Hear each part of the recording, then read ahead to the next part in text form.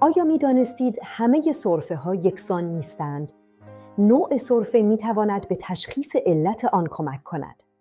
سرفه خشک.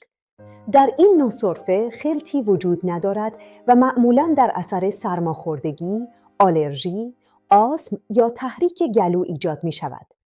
درمان: نوشیدن مایعات کافی، عسل برای افراد بالای 1 سال و در صورت نیاز داروهای ضد سرفه مانند دکسترومتورفان در افراد بالای 6 سال.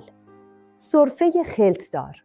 در این حالت سرفه همراه با خلط یا مخاط است و معمولاً در عفونت‌های تنفسی یا برونشیت دیده می شود.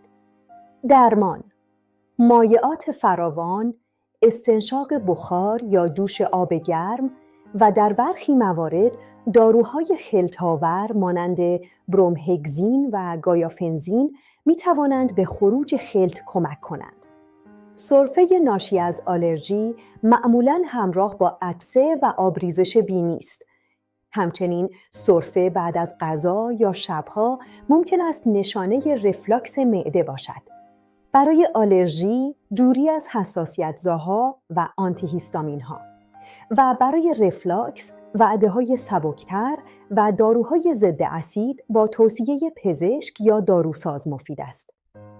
اگر سرفه شما بیش از 3 هفته ادامه داشت یا همراه با تب بالا، تنگی نفس، درد قفسه سینه یا خلط خونی بود، حتماً به پزشک مراجعه کنید. به یاد داشته باشید همه سرفه ها به آنتیبیوتیک نیاز ندارند.